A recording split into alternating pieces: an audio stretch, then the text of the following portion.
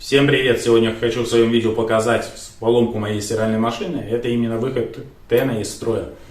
Первый признак выхода тена из строя в ближайшее время — это запах с вашей машинки, неприятный. Соответственно, он греет слабо воду, идут отложения и это начинает пахнуть.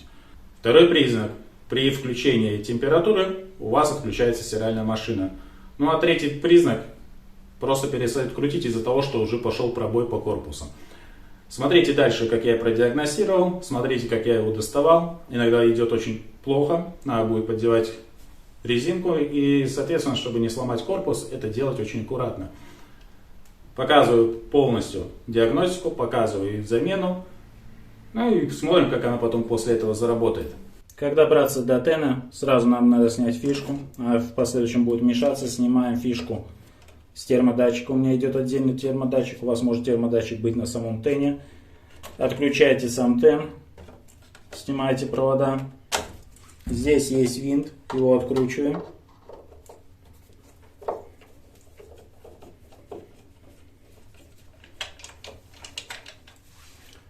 И снимаем кожух.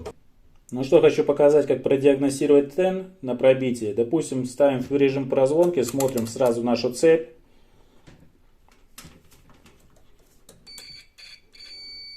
То есть у нас звонится, цепь целая. Но есть такое, что стиральная машинка не запускается. Ставим на мультиметре омы на полную. У меня идет 200. И смотрим.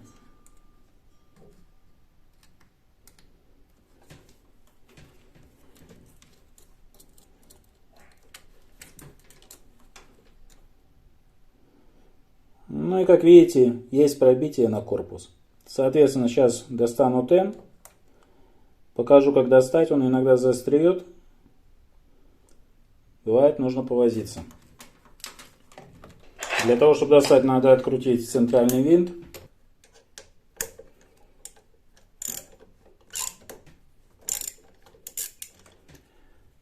И потом от руки откручиваем и утапливаем винт вовнутрь. После того, как утопили, берем отвертку и начинаем аккуратно его поддевать, доставать. Видите, застрял, не идет. Там идет резинка, надо аккуратно брать ее, поддевать и тянуть.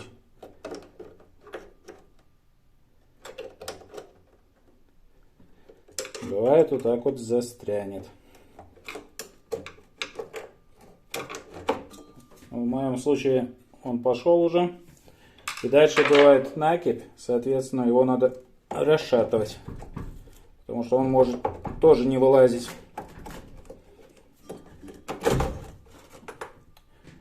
Ну, вот такой тен. Сразу посмотрите, чтобы не было загрязнений, и после этого ставьте тен. Попадаете внутри, там есть отверстие. Вталкиваете его на свое место, он все полностью сел за петлицо. И зажимаете данную гайку.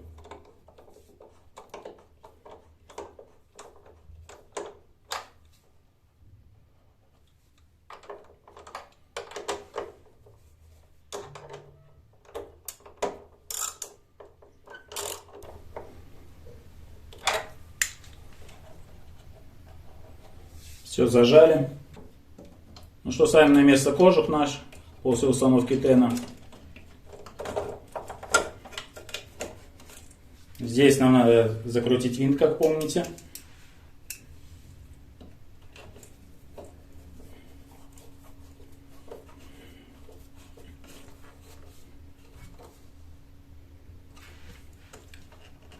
Поставить все фишки на место.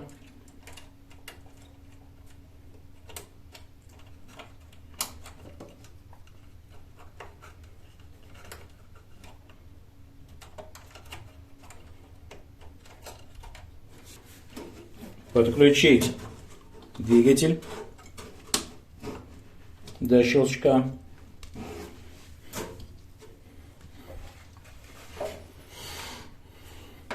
Ну и поставить ремень.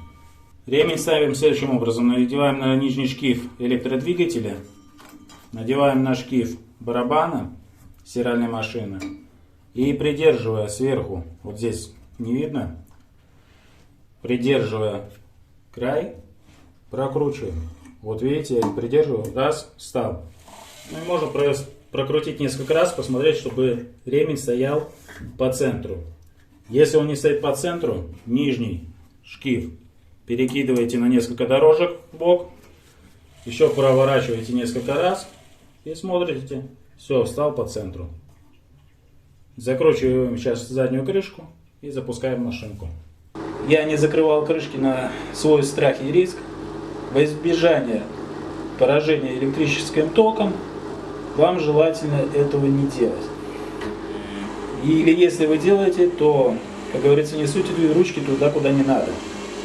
Также тут вращательный элемент, вы видите, чтобы вы туда руками, соответственно, не лезли. Потому что закрутиться на отжим очень быстро может, вот как вы видите, проскакивает. И, соответственно, к плате также не подносите руки, если вы не закрыли крышкой, потому что может быть удар электрическим током.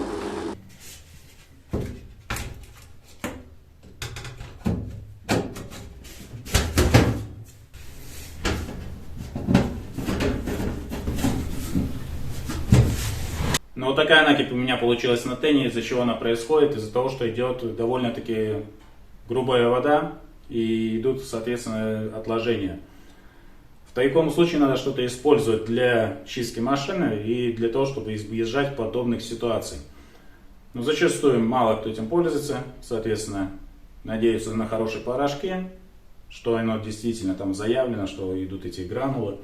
Но зачастую получается вот так вот. Или производитель нам до конца не говорит, что он добавил что-то туда, или просто делает рекламу.